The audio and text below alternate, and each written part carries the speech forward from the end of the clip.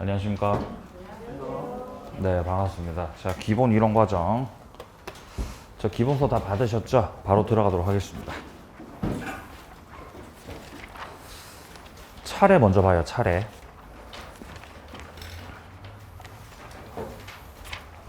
차례가 나와요, 차례가. 그죠? 예, 몇 페이지지? 앞에서 몇 장 넘기다 보면은, 앞에서 한 3장, 4장? 예, 넘기다 보면, 민법 및 민사특별법 체계라고 되어 있습니다, 체계. 자, 여기서 우리가 파악해야 되는 건 총 4파트로 구성되어 있다는 걸 파악하시면 됩니다.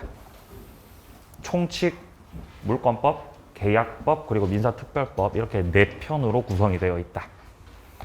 자, 여기서 일단 총칙과 1편 총칙과 그 다음에 3편 계약법에서 각각 10문제씩 출제가 되고, 자, 그리고 물권법에서 14문제, 그리고 민사특별법에서 6문제 이렇게 출제가 되고 있습니다. 매년마다 이렇게 40문제씩 출제가 되고 있죠. 자, 해서 이제 순서대로 민법 총칙부터 이제 들어갈 건데요. 자, 그 뒤로 와보시면 이제 민법 총칙의 세부적인 장들이 나와 있죠. 총칙 안으로 들어왔을 때는 총 6장들이 보일 겁니다. 자, 오늘은 어디를 할 거냐면은 챕터 2에 있는 법률행위 부분 할 거고요. 그 다음에 챕터 3의 의사표시 이 2파트를 다뤄볼 수 있을 것 같습니다. 자, 그럼 먼저 권리 변동이라고 하는 부분이 나오고 있는데 보지 않을 거고요. 책을 바로 어디를 피시면 되냐면은 30페이지. 30페이지를 피세요. 자, 30페이지로 보시면 공사번에 권리 변동의 원인이다 라고 되어 있습니다. 자, 기본적으로 권리가 변동된다는 건 권리가 변동됐다. 자, 이거 자체는 권리의 발생, 변경, 소멸을 뜻하는 거죠. 자, 예를 들어 갑이란 사람이 어떤 권리를 가지고 있다. 소유권 가지고 있다. 권리죠? 권리. 자, 근데 갑이 매매 계약을 체결했고, 자, 을과 매매 계약을 체결했고, 매매를 원인으로 해서 매수인을에게 이전 등기를 해줬다. 자, 그러면 소유권 이전 등기가 격려됨으로 인해서 을에게 소유권이 이전됩니다. 새로운 소유자가 되셨네요. 예, 축하드립니다. 이러면 을은 소유권을 취득한 거죠, 취득. 권리가 발생됐다는 거죠, 취득. 자, 반면에 갑은 소유권 어떻게 됐어요? 상실됐습니다. 그죠? 소멸했다, 상실. 자, 그리고 소유자가 갑에서 을로 이걸 변경됐다 그러죠. 변경됐다. 변경되었다. 이런 걸 득실 변경이라 그래요. 득실 변경 줄여서. 자, 득 얻었다는 거죠. 그죠? 득실 변경, 득실 변경. 자, 이런 걸 득실 변경이라고 하고 혹은 발생 변경 소멸됐습니다 라고 표현하죠.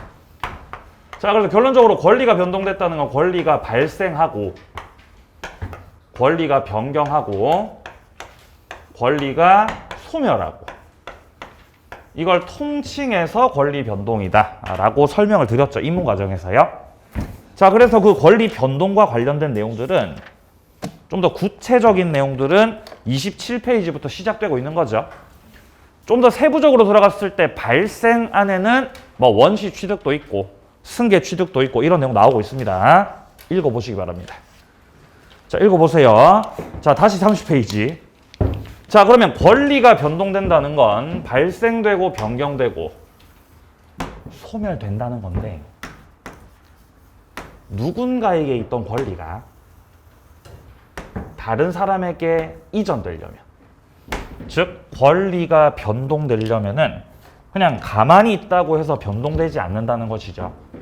그 권리 변동에는 일정한 원인이 있다는 겁니다. 변동의 원인이 있고 그에 따라서 이제 효과가 생기는 것입니다. 효과가 생긴다. 여기서 법률적 효과가 생긴다라는 말과 같은 의미가 바로 권리가 변동됐습니다. 이 말이에요. 자, 이때 변동의 원인이 크게 몇 가지 갈래가 있었죠. 네 가지 갈래. 두 개인데요. 왜 네 개죠? 두 개잖아, 두 개. 어디서 네 개라 들었어요? 두 개입니다, 두 개. 자, 변동의 원인. 자, 일단 효과가 발생되기 위한 그 원인으로서 첫 번째 갈래는 당사자가 행위를 하는 겁니다. 이게 바로 법률 행위죠. 법률 행위를 통해서 권리가 변동될 수 있습니다. 자, 이건 당사자의 의사 표시가 들어간 행위고, 자, 법률 행위 아닌 것들도 있었어요. 법률 규정입니다. 법에서 정해진 대로. 두 가지 갈래가 있어요. 두 가지 갈래. 자, 이걸 우리가 계약법에서는 어떻게 다뤘었냐면은 양 당사자의 청약과 승낙이 합치가 됐다. 자, 청약 승낙이 합치가 되면 의사의 합치가 있었기 때문에 성립하게 되죠? 뭐가 성립하게 돼요? 계약이 성립하게 돼요. 계약이 만들어져 버려요.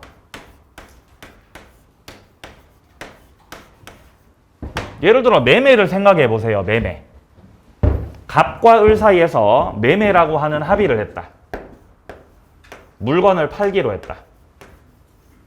자, 갑은 매도인으로서 물건을 3억 5천만 원에 매도하기로 했다. 자, 그리고 을은 이 물건에 대해서 3억 5천에 이 물건을 매수하기로 하였다.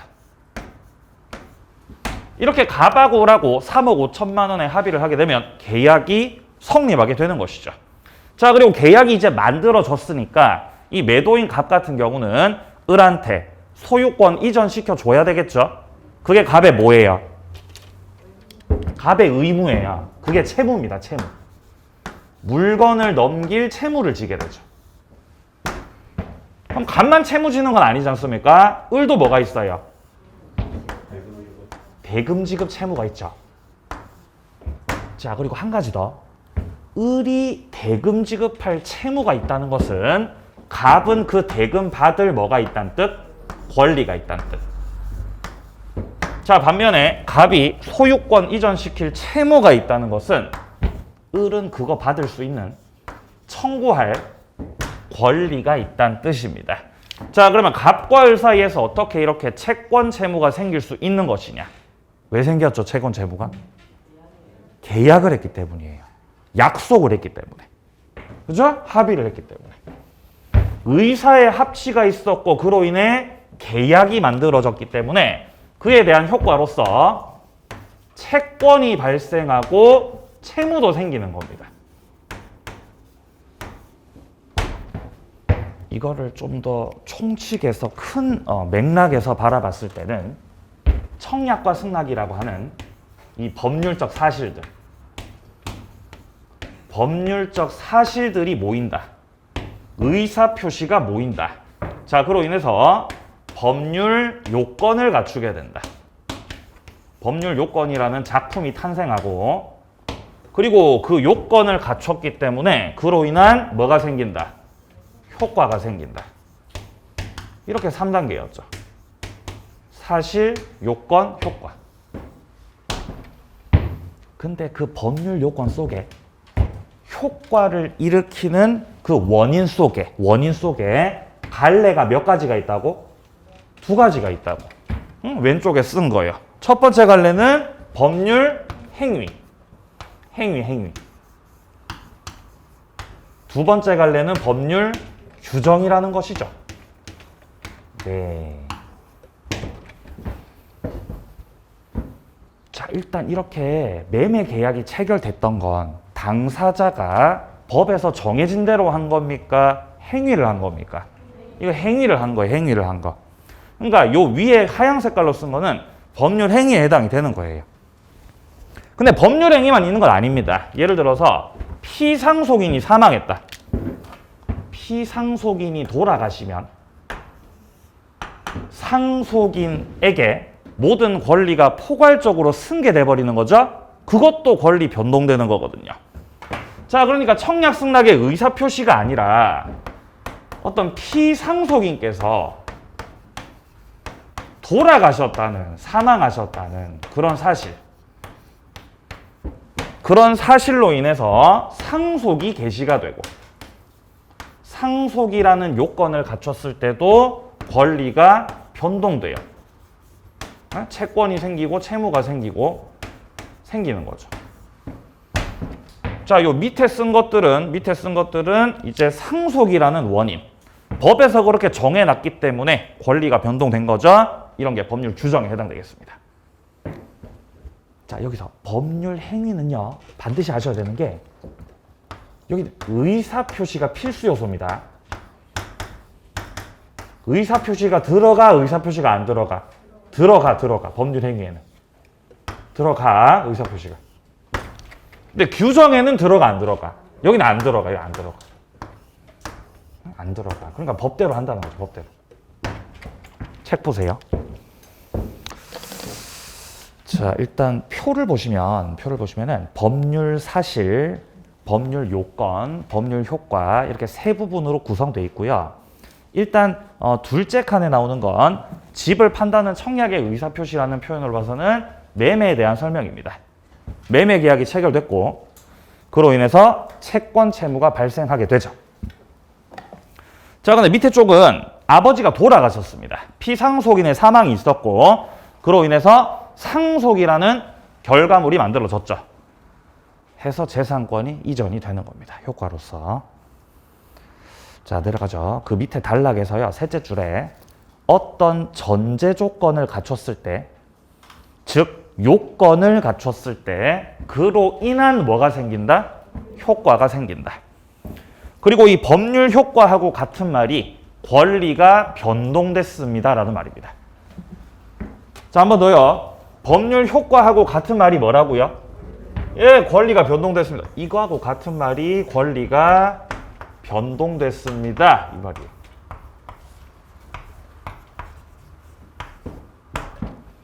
권리가 변동된다는 건 세 가지였죠. 발생, 변경, 소멸. 네. 자, 오른쪽 페이지 갑니다. 법률 요건 부분. 자, 법률 요건에서 파란 색깔 2번을 확인하시면 돼요. 요건의 분류를 보시면은 법률 행위가 있고 법률 규정이 있습니다. 자, 법률 행위에서 파악하셔야 되는 건 동그라미 2번이에요. 행위자가 원하는 의사대로 효과가 생긴다라는 게 특징이죠. 그러니까 법률 행위가 되려면 반드시 뭐가 들어가야 돼? 의사표시 들어가야 돼. 그러면 의사표시가 안 들어가면 법률 행위 아닌 거예요? 예, 아닌 거예요. 의사표시 안 들어가면 뭐가 되는 거예요? 규정되는 거예요, 규정. 양보하러 2번.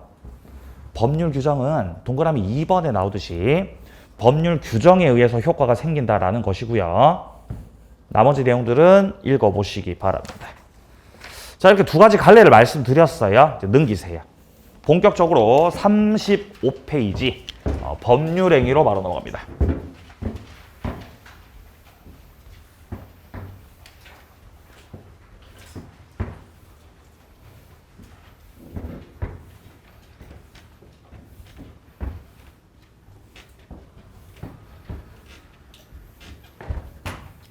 자, 법률 행위로 가요.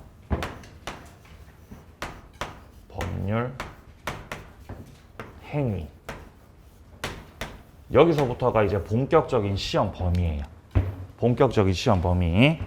여러분들 보시면은 앞에 뭐 법률 사실 이런 거 나오잖아요. 32페이지에 나오는 거 보이세요? 법률 사실의 분류 이런 것들. 이런 거 시험에 나와요, 안 나와요? 나올 수는 있어요. 나올 수는 있습니다. 근데 10년에 한 문제 나와요, 10년에. 그럼 해야 돼, 안 해야 돼요? 해요, 안 해요? 안 해요. 안 한다고요. 만약에 나오면 어떡하죠? 찍어야 돼요. 자, 만약에 나온다면 그 나올 부분들은 나중에 다룰 거예요. 거기만 다룰 거예요, 거기만. 지금 보시면 느끼시겠지만 32페이지 밑에 쪽에 동그라미 2번에 보시면 준법률행위라고 돼 있는 거 있죠? 여기서 최고라고 하는 게 있거든요, 최고. 걔는 조금 볼 가치가 있어요. 나머지 애들은 도무지 안 나온다는 거지. 그래서 제가 이렇게 안 짚고 그냥 넘어가더라도 나중에는 이제 결국 하게 되니까 지금은 그냥 제가 넘어가면 그냥 넘어가시면 돼요. 고민하지 말고. 아시겠어요? 네, 고민하지 말고 넘어가세요. 자, 법령부터 바로 봅니다. 첫 번째.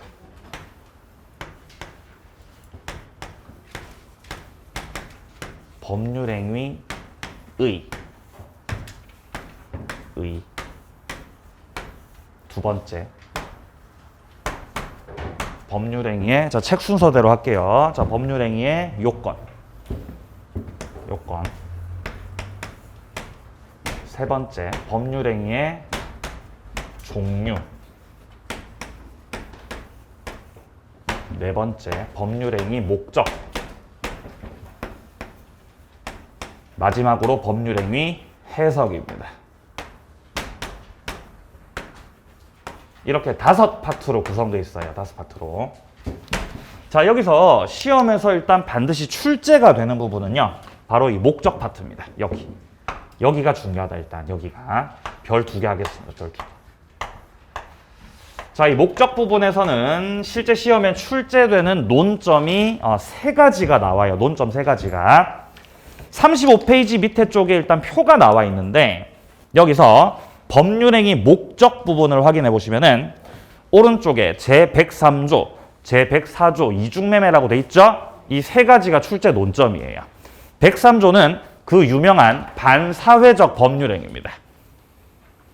반사회적 법률행위. 104조는요, 불공정한 법률행위입니다. 그리고 이중매매의 법리가 또 있어요. 이번 순환 과정에서는 반사회적 법률행위하고 이중매매하고 이렇게 다뤄보도록 하겠습니다. 자, 그럼 먼저 법률행위 개념부터 확인을 하죠. 37페이지입니다. 자, 일단 기본적으로 법률행위라고 하면 이 법률행위는 법률 요건입니다. 법률 효과입니다.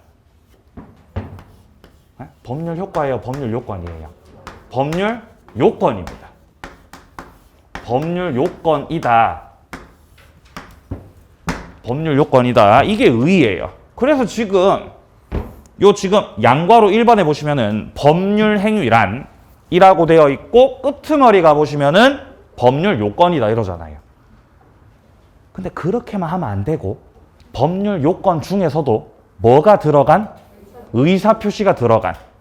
그러니까 의사표시를 필수적인 요소로 하는 법률 요건이다. 이게 바로 법률행위 개념이라는 거죠. 자, 그러니까 밑에 2번에서 특징해 보시면은 법률행위는 당사자가 원하는 대로 그 의사대로 효과가 생긴다는 거예요. 자, 내려갑니다. 자, 이제 요건입니다. 자, 법률행위 요건에는 2가지가 있어요. 뒤로 넘어가 보세요. 자, 법률행위 요건 보시면 표가 있는데 일단 일반적인 성립 요건 그리고 일반적인 효력 발생 요건이 있습니다. 자, 일단 당사자 그리고 법률행위 내용에 해당되는 목적, 세 번째로 의사표시. 당사자, 목적, 의사표시 요 3가지를 갖추게 되면 요 3가지를 탁 갖추게 되면은 법률행위가 성립해요. 법률행위가 뭐가 된다고요? 성립한다고요. 좀 더 쉽게 표현하면 법률행위가 탄생해요. 탄생. 태어난다고. 그러니까 탄생했다는 건 법률행위가 존재하게 된다는 거지. 존재. 그러면 당사자, 목적, 의사표시를 갖추기 전에는 법률행위 태어났어요? 안 태어났어요?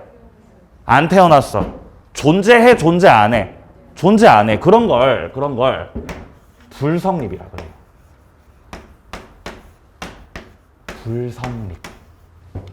불성립했다는 건 존재하지 않는다는 거.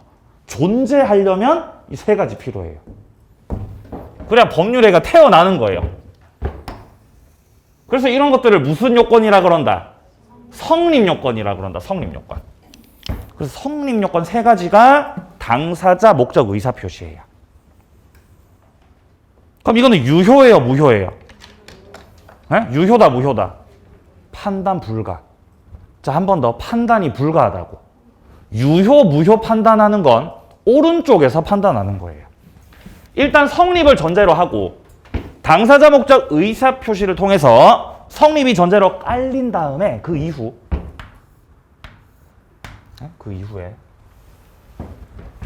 예. 이렇게 판서 멋있게 하고 싶은데 잘 안 되죠. 왜? 날씨가 추워가지고 이게 잘 안 돼요 이게.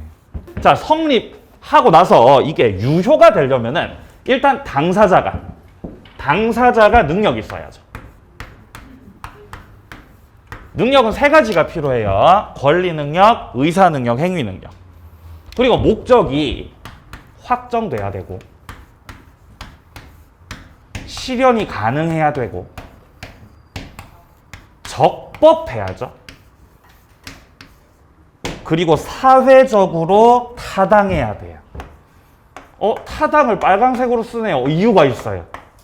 타당이 제일 중요하니까.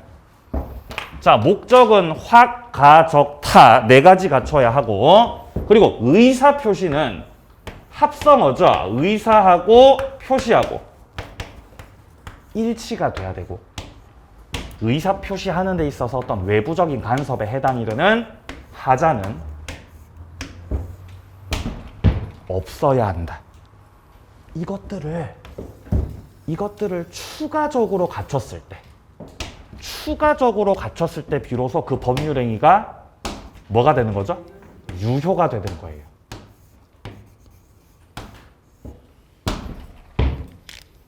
그럼 반대로 이것들을 갖추지 못하면 자, 성립은 했는데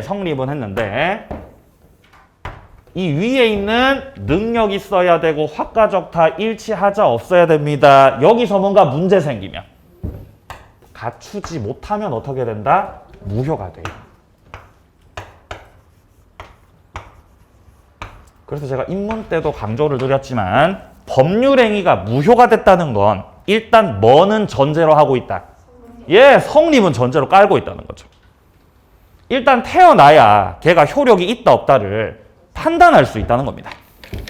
자, 그래서 이 당사자에서 능력 확인하시고요. 목적에서 확가적타 의사표시 일치하자 없을 것. 이게 일반적인 것들입니다. 네. 그럼 예를 들어 매매를 하는데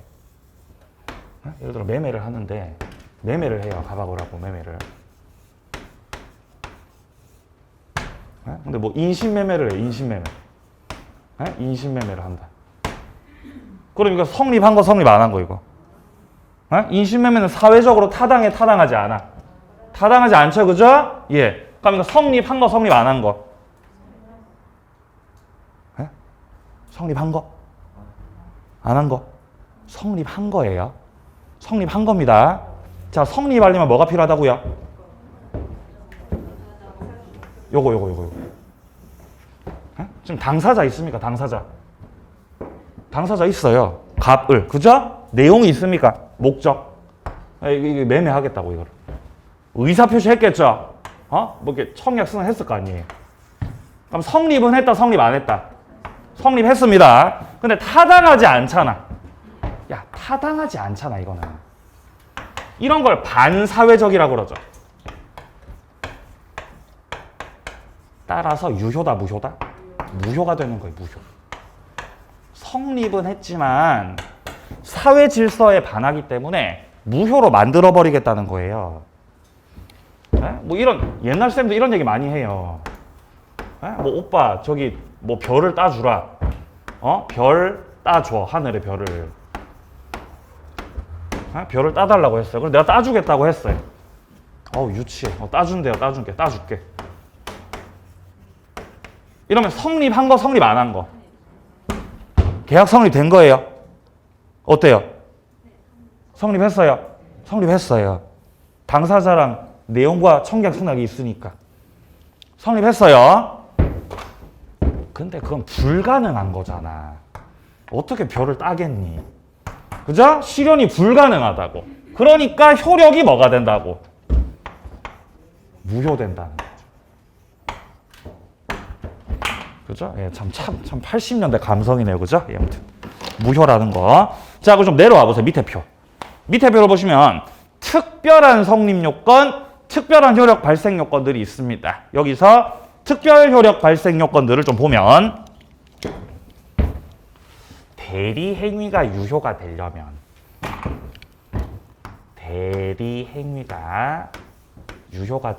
요 당사자 목적 의사표시뿐만 아니라 대리권이 있어야 돼요.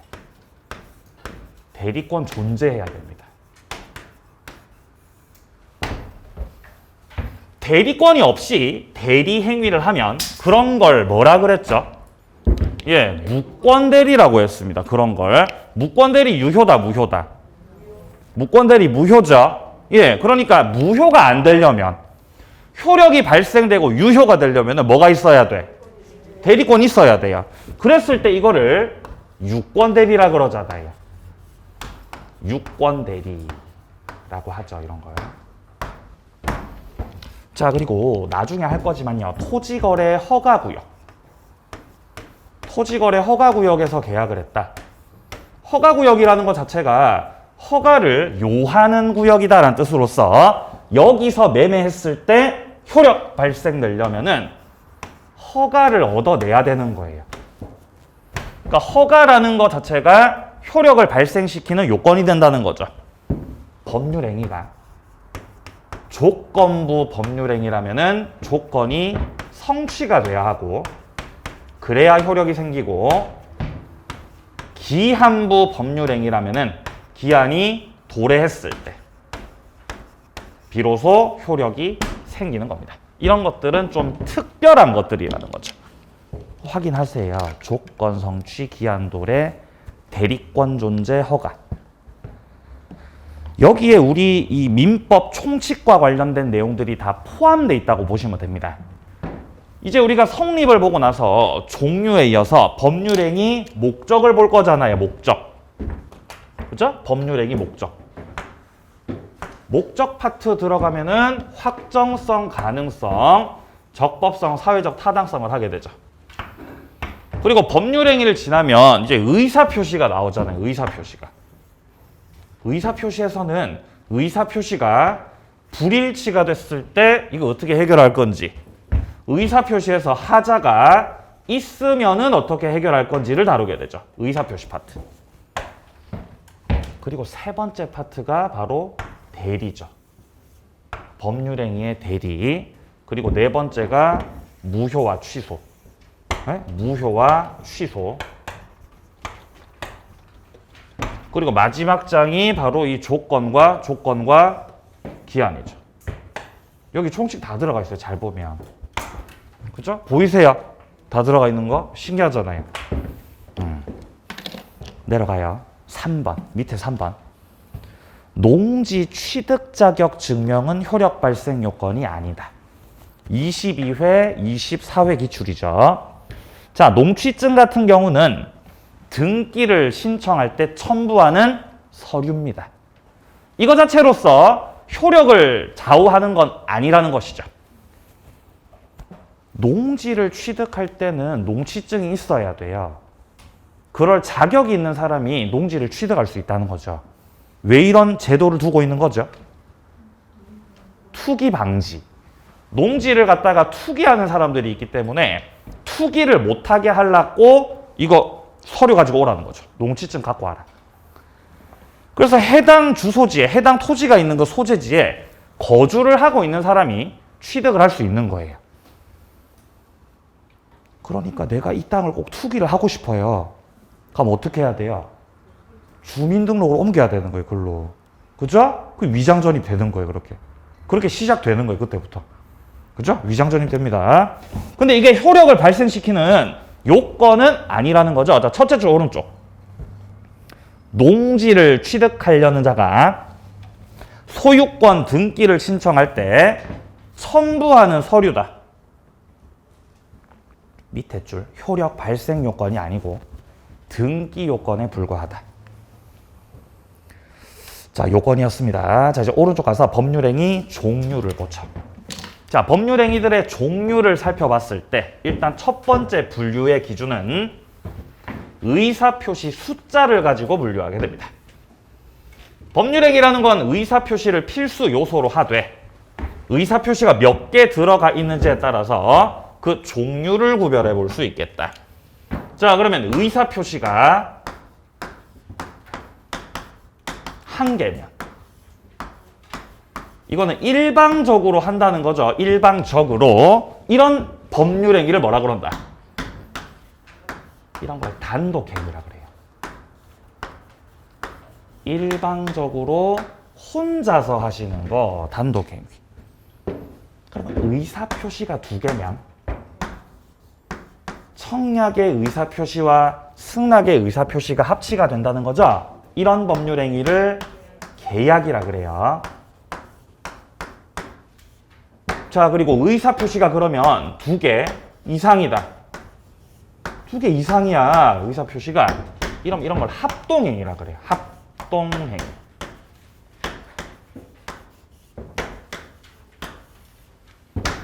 자, 이 세 가지 법률행위가 있는데 이 중에서 합동행위는 안 중요합니다. 안 봐도 돼요. 시험에 안 나와요. 합동행위. 무시하셔도 됩니다. 그리고 계약 같은 경우는 3편에서 볼 거예요. 3편. 민법 3편으로 가면은 계약법이 나오죠. 거기서 다루게 되기 때문에 지금은 자세히 볼 필요가 없다. 그래서 지금 봐야 되는 건 바로 여기죠. 단독행위. 자, 단독행위 속에 들어왔을 때는 상대방이 없는 단독행위도 있고 상대방이 있는 단독행위도 있다. 여기서 제가 상대방 없는 단독행위 좀 외우시라 그랬죠. 몇 개밖에 없으니까. 맞아요. 3개밖에 없으니까. 유언, 재단법인 설립행위, 그리고 소유권 포기. 3가지. 이 3가지는 상대방이 없어요. 자, 그래서 단독행위 부분에 보면은 동그라미 2번에서 소유권 포기, 재단법인 설립 나오고 있죠? 유언 추가하세요. 유언. 추가하세요. 유언. 자, 그리고 상대방이 있는 단독행위는 여러 가지가 많죠. 취소. 기역의 취소. 니은의 채무 면제. 디귿의 해제. 리을의 해지. 미음의 추임. 비읍의 동의. 시읒의 철회. 앞으로 만나게 될 겁니다. 한 개씩 한 개씩. 넘기세요. 자, 이제 40페이지로 와보시면 불요식도 있고 요식도 있습니다. 불요식이라는 거는 방식 제한 없다는 뜻. 근데 요식이라고 하는 건 일정 방식을 갖춰야 된다는 거. 예를 들어 유언에서 공정증서를 통해서 하시든지 녹음을 하시든지 일정한 요건이 필요합니다. 자, 그리고 출연행위도 있고 비출연행위도 있죠. 여기서 출연이라고 하는 것은 나의 재산이 줄어드는 대신 상대방 재산이 늘어났다. 이런 걸 출연이라 그래요. 단어는 겁나 어렵죠. 아니, 갑이 을한테 부동산을 증여했어요. 증여를 했다, 증여. 그럼 갑의 재산은 늘어났어요, 줄어들었어요? 갑의 재산이 줄어들죠. 증여했으니까. 그죠? 그럼 을의 재산은 어떻게 됐어요? 늘었잖아요. 이런 걸 뭐라고 한다고? 출연. 이런 걸 출연이라 그런다고. 출연. 자기 재산 감소시키고 타인 재산을 증가시키는 거. 그럼 반대로 비출연이라는 건 타인의 재산이 증가되지 않는다는 거예요. 예를 들어 소유권을 포기했다. 내가 소유권을 포기했어요. 소유권을 포기한다는 건 물건을 어떻게 한다는 거죠? 물건을 버린다는 거죠. 그죠? 물건을 버린다는 거지 않습니까? 그죠? 내 물건들을 정리해가지고 분리수거해서 분리수거. 갖다 버려버리는 거죠. 이게 소유권 많은 거예요. 포기하는 거죠. 포기하는 거. 그럼 나의 재산이 어떻게 돼? 나의 재산이 줄죠. 나의 재산이 줄죠. 근데 상대방 재산이 늡니까? 그렇지는 않거든요. 이런 건 비출연이라는 거예요. 비출연. 네. 그 집에 있잖아요. 그 어머니가 이렇게 살림을 하면은 물건을 이렇게 못 버려요. 그 물건 못 버리는 병 있는 거 아세요, 여러분들? 물건 절대 안 버리는 사람도 있잖아요, 보면은. 모르세요, 잘? 그러니까 이렇게 서랍장 같은 데 열면은 항상 뭐가 다 쌓여 있는 거예요, 모든 것들이. 예? 그래서 제가 막 몰래 막 갖다 버렸어요. 예? 몰래 반찬통 있잖아요, 반찬통 이런 거 막 그 플라스틱으로 된 거, 엄청 옛날 거, 냄새가 못 쓰겠는 거, 몰래 갖다 버렸거든요. 어제 걸렸어요. 어제 버리다 걸렸어요. 겁나 뭘 하더라고요. 왜 괜히 와가지고 버리냐고. 자, 어쨌든 그렇다는 거죠. 자, 비출현이라는 거는 타인의 재산이 증가되지 않는 겁니다. 자기만 줄어드는 거.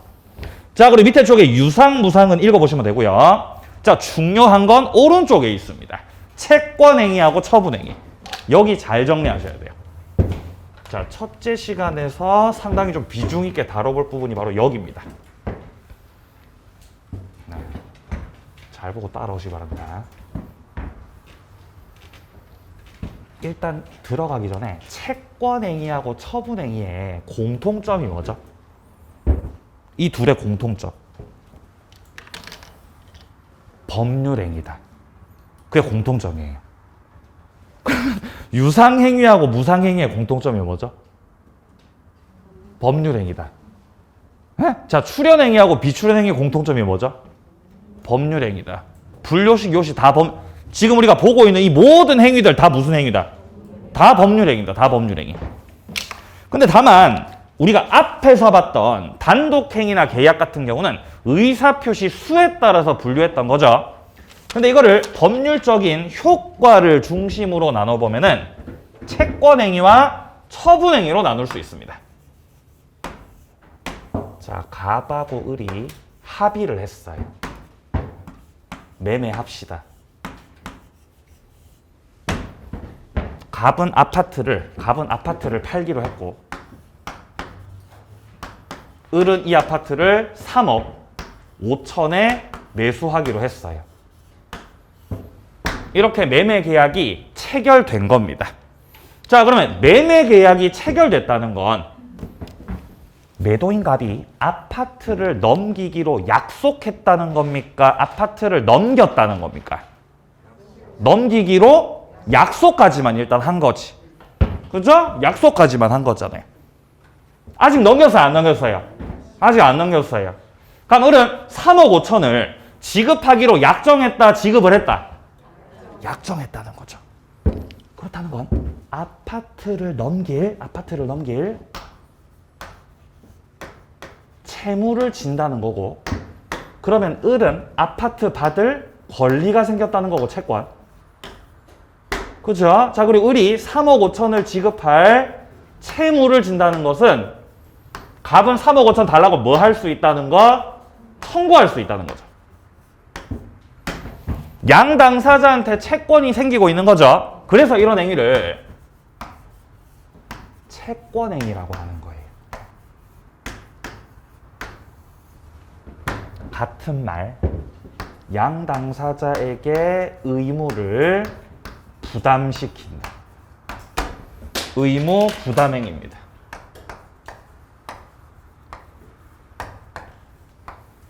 그러면 채권행위를 했다는 것, 의무 부담행위를 했다는 것은 이행을 한 거다, 약속을 한 거다? 약속한 거다. 그러니까 여기는 약정을 하는 단계인 거예요. 약속을 하는 단계라는 거지. 아직 이행 안 했어요. 아직 이행 안 했어요. 그럼 여기서는 아직까지 약속만 했기 때문에 어떤 이행의 문제를, 이행의 문제를 남긴다, 남기지 않는다? 남긴다.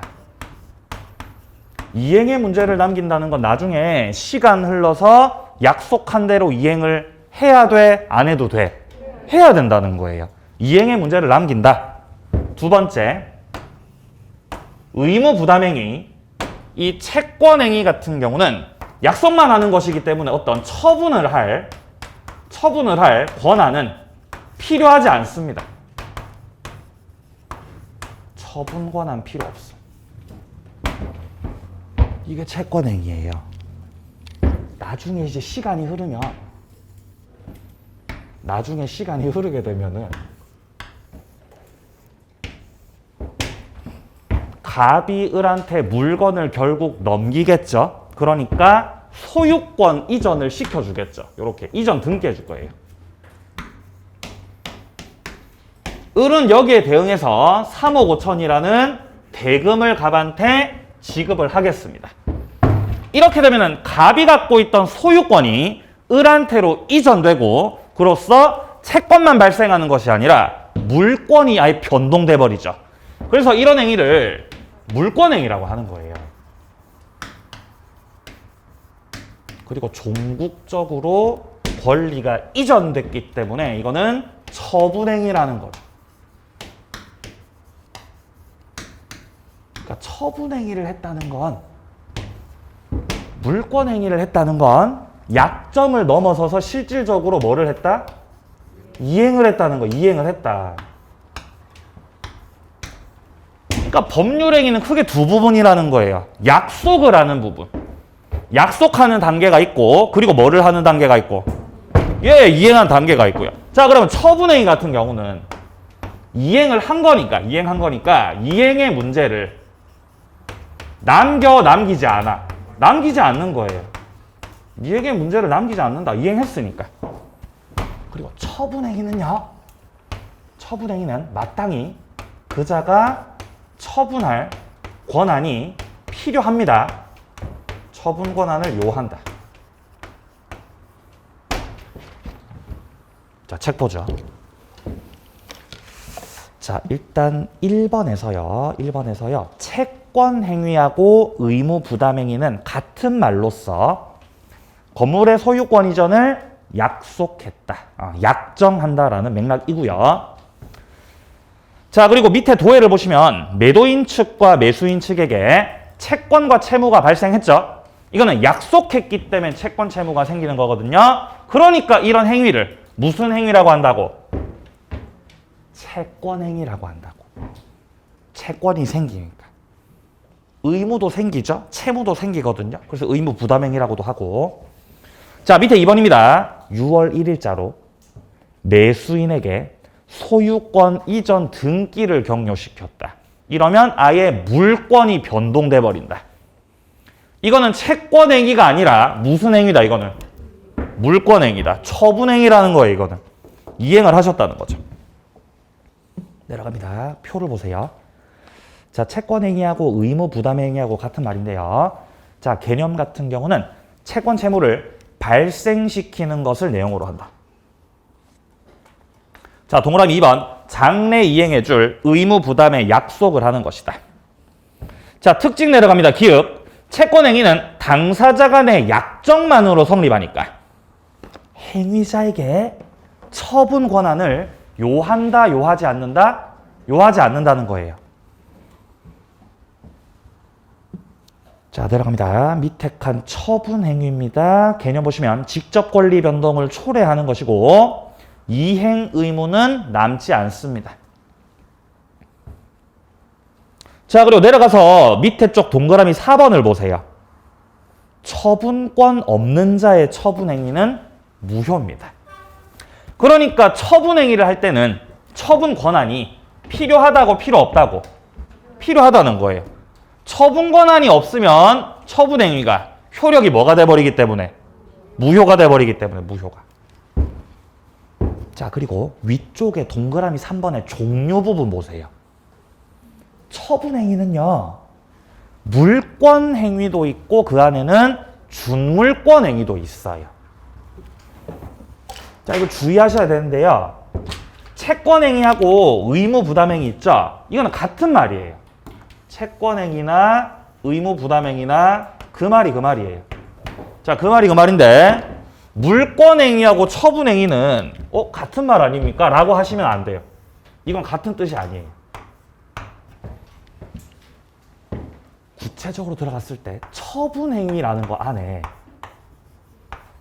종국적으로 권리를 이전시킵니다 라는 거 안에 물권을 처분하는 물권행위, 물권 이외에 다른 권리를 처분하는 것을 준물권행위라 그래요.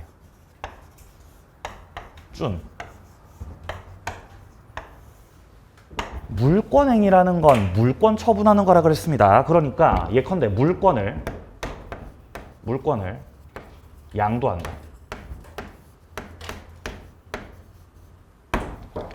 물권을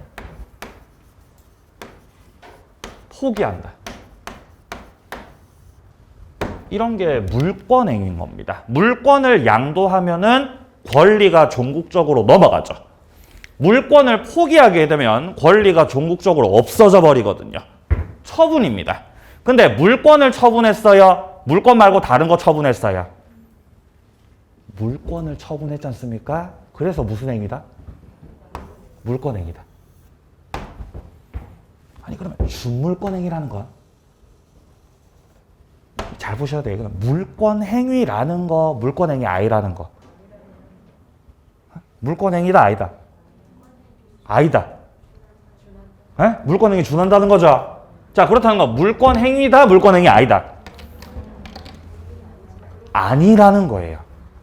물권행위라면, 얘가 물권행위라면 따로 떼지 말고 어디 들어가면 돼요? 여기 들어가면 되잖아. 따로 떨어져 나왔죠? 물권행위 아니라는 거예요. 그러니까 처분은 처분이지. 야, 처분은 처분인데 물권을 이런 식으로 처분하는 게 아니라 예컨대 물권 말고 채권을 다른 사람한테 양도했다. 이러면 이건 준물권행위라는 거예요. 물권을 포기하는 게 아니라 채권을 포기하면 이거 준물권행위예요. 그리고 채권 포기하고 같은 말은 채무를 면제시켜준다는 거죠. 채무 면제. 네. 제 아는 친구가 형이 있어, 친형이 있어, 형이. 근데 이 양반이 사업을 잘 못하는데 계속 사업을 시작하는 거예요. 그럼 사업 못하니까 사업이 망하겠죠, 그죠? 계속 돈 빌려달라고 하는 거예요. 빌려줄게, 그래, 빌려줄게. 이렇게 계속. 그래서 오늘 저 만나서 하소연 하더라고요. 야, 내가 이때까지 빌려준 돈만, 지금 거의 한 8천이다, 8천. 그럼 받아야 돼, 안 받아야 돼요? 저 얘기했죠. 받아야죠, 받아야지. 어떻게 받냐? 집행해야지. 집행해야지. 그렇게 하면 못 받죠. 근데 그렇게 하다 보면은 이제 이 가족 관계가 깨져버릴 수 있는 거죠. 그러니까 걔가 얘기하더라고요. 나 그냥 포기하려고, 포기. 을이 돈 받을 권리를 포기했다는 건 형이 지고 있던 채무가 뭐가 된다는 뜻? 네, 면제된다는 뜻이죠. 그러니까 채권 포기나 채무 면제는 결국 같은 의미가 있는 거죠. 그죠? 그리고 이런 것들은 물권행위라고 준물권행위라고? 준물권행위라고. 자, 그래서 준물권행위를 보시면은 괄호 속에 뜻이 나옵니다. 물권 이외의 권리를 종국적으로 변동시키는 법률행위다. 역시 이 행위의 문제는 남기지 않고요. 채권을 양도했다, 채무를 면제시켰다, 특허권을 양도했다. 이런 것들은 물권이 아닌 것들이거든요. 준물권입니다. 자, 여기까지가 종류였습니다. 자, 다음 D페이지에 42페이지서부터 법률행위 목적이 나오고 있죠. 좀 쉬었다가 이어서 보도록 하겠습니다.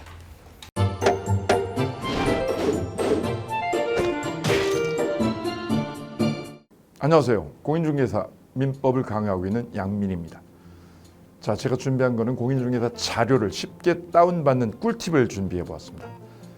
자, 공인중개사를 공부하다 보면 방대한 양의 자료를 접하게 됩니다. 하지만 그것을 일일이 다 출력을 하시거나 보관을 하는 데는 불편함이 따르죠. 이를 해소하기 위해서 핸드폰을 쉽게 활용할 수 있는 꿀팁을 준비했습니다. 네이버 밴드라는 어플을 통해 필요한 자료들을 보거나 다운받을 수 있습니다. 이 네이버 밴드를 활용하는 방법을 하나씩 알려드리도록 하겠습니다. 1단계, 네이버 밴드라는 어플을 다운받습니다. 가장 먼저 안드로이드 버전은 플레이 스토어를 클릭하시면 되겠습니다. 아이폰은 앱스토어에서 하시면 됩니다. 그 다음 검색창에 네이버 밴드를 검색하시고 다운 혹은 설치를 클릭하시면 되겠습니다. 이렇게요. 2단계 밴드 어플에서 공수모를 검색해 주시면 되겠습니다. 밴드 어플을 누르시면 위쪽 상단에 보시는 것처럼 돋보기 모양의 아이콘이 보입니다. 이 돋보기 부분을 클릭하시게 되면 맨 위쪽에 하얀 공백의 검색창이 생기는데요. 이곳을 눌러서 공수모 이 세 글자를 쳐주시면 되겠습니다. 3단계는요. 해당 공수모 밴드를 들어가 주시면 됩니다. 이 밴드는 공인중개사를 공부하시는 수험생들을 위한 밴드입니다. 수험생들을 위한 시험 정보나 자료가 업로드되어 있어서 공부를 할 때 활용할 수 있는 밴드입니다. 보시는 것과 같이 강의와 관련된 공지사항이나 최신 자료가 다양하게 제공되고 있습니다.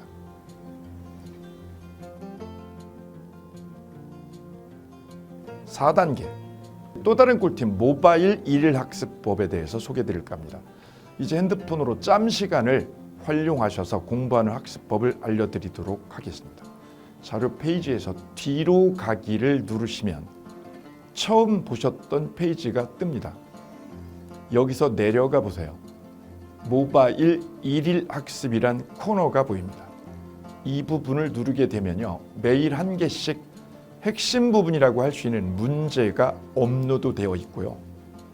더 아래로 쭉 내려가시면 정답과 해설 부분을 볼 수가 있습니다.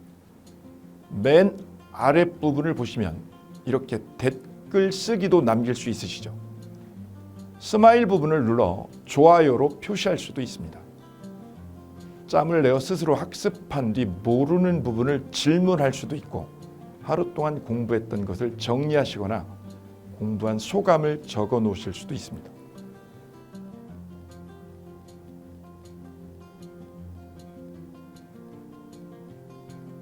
지금까지의 과정과 같이 공수모 밴드에 가입하신다면 다채롭게 업데이트되는 양질의 최근 자료들을 접하시고 활용할 수 있습니다. 꼭 가입하셔서 좋은 자료 많이 활용하시기 바랍니다.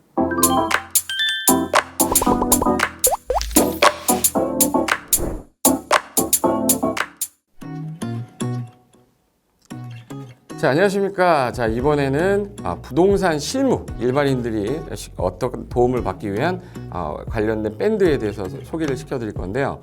일단은 검색창에다가 365 부스라고 치시면 돼요. 365 부스인데 365일 부동산 스터디라는 밴드예요. 네이버 밴드인데 365 부동산 스터디라는 밴드 일단 클릭하시면 현재는 이제 4만 명 정도 되는 밴드인데요. 우리가 일반인들이 어떤 부동산 정보를 습득하는 데 있어서 이 정보를 얻기가 되게 쉽지가 않습니다. 내가 어딘가를 찾아본다고 해서 잘 찾을 수 있는 것도 아니고 어떤 전문가들이 하는 말들이 친밀성이 있는 건지 아닌지에 대해서도 우리가 잘 믿을 수가 없는 거기 때문에 그런 정보를 그래도 좀 손쉽게 찾아볼 수 있게끔 저희 이제 이 밴드에 구성된 전문가들이 정보를 좀 제공해 주는 거기 때문에 아마 유용하게 활용할 수 있을 거고요. 내가 부동산 중에 토지를 좀 알고 싶다 또는 상가를 좀 알고 싶다 또는 나는 내 집 마련을 위해서 청약이 좀 궁금하다. 근데 그게 솔직히 어디 가서 물어보거나 어떤 정보를 찾기 쉽지 않아서 그것 때문에 만들어진 밴드라고 보시면 돼요. 그래서 365일 내내 부동산을 어떤 공부한다는 취지로 밴드에 들어오셔서 질의응답도 하시고 궁금한 사항에 대해서 예를 들어 문의하시면 저희가 관련된 정보를 또 제공해주는 그런 밴드라고 보시면 되겠습니다. 어떤 밴드냐면 한번 보시면은 지금 현재는 공지사항이 제일 먼저 나올 건데요. 이 공지사항은 기존에 있던 오프라인이 어떤 강좌가 있으면 그 강좌에 관련된 거 세미나라든지 그래서 평소에 이제 우리가 이제 접하지 못했던 강의들 있죠. 이렇게 진행이 된다라는 거 공지를 좀 하는 그런 내용들이고요. 하나 좀 더 올리면 자 이제 우리 교수님이에요. 교수님 중에 상가 교수님이 최근에 예를 들어서 법이 바뀌었어요. 법이 바뀌게 되면 최근에 바뀐 법이 이러한 바뀐 법이 있으니 중개업을 한다거나 투자를 할 때 좀 유의해서 알아보시면 좋겠습니다라는 거를 올려놓을 거예요. 기존에 올려놓은 자료가 있으면 또 찾아보시면 되는 거니까 이렇게 해서 계속 밴드에서 소식을 받으시면 실전에 굉장히 도움을 많이 받을 거라고 예상합니다. 부동산 관련된 내용 중에서 하나 더 보시면 이제 랜드프로에서 직접 우리 프로그램 만들고 있어요. 그래서 부동산 까발리기, 부동산 부티크 뭐 이런 TV 관련돼서 부동산 팁 있죠. 예를 들어서 청약을 받아야 되냐 말아야 되냐, 지금 강남권 아파트를 투자해야 되냐 말아야 되냐, 이런 정보를 쉽게 여러분들이 접하지 못하기 때문에 그런 관련된 것들을 시대에 맞게 흐름에 맞게 부동산 시장이 이제 요동치면 내가 지금 집을 팔아야 되냐 사야 되냐 그런 것들에 대해서 신속하게 정보를 들을 수 있는 밴드니까 시간이 나실 때마다 자주 들어오시고 저도 자주 들어가서 좋은 정보 남겨드릴 테니까 자주 들어오시기 바랍니다. 저는 부동산 공법하고 부동산 토지 투자를 강의하는 고상철이었습니다. 자주 밴드에서 뵙도록 하겠습니다. 자, 수고하셨습니다.